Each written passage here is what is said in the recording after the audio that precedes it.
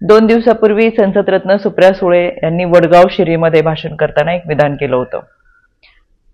राष्ट्रवादी काँग्रेस पक्षाचे उमेदवार सुनील टिंगरे यांनी पवार साहेबांना नोटीस पाठवली.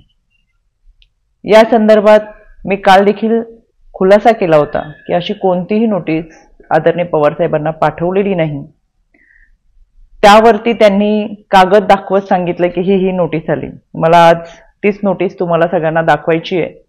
यामध्ये सुनील टिंगरे यांची नाहक बदनामी केली जाते, त्यांच्यावरती आरोप केले जातात. म्हणून त्यांनी Indian National Congress Party, Nationalist Congress Party Sharadchandra Pawar आणि शिवसेना उद्धव बाळासाहेब ठाकरे या तीनही पक्षांना नोटीस पाठवलेली आहे. आणि त्यामध्ये त्यांनी अशा पद्धतीने मेन्शन केलेलं आहे की माझा कुठेही काही संबंध नसताना नाहक माझी बदनामी केली जाते, माझ्यावर आरोप केले जातात. त्या संदर्भातली ही नोटीस आहे. वैयक्तिक आदरणीय पवार साहेबांना नोटीस पाठवलेली नाही.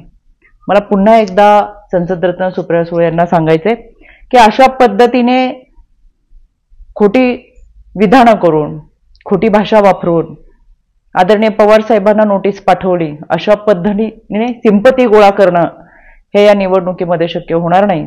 त्याच्यामुळे जे काय आहे ते सत्य हे वडगाव शिरीकरांच्या समोर आलंच पाहिजे.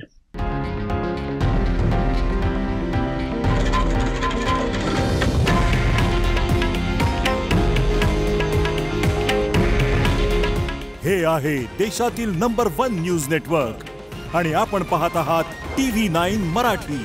काळजी तुमची, हित महाराष्ट्राचं.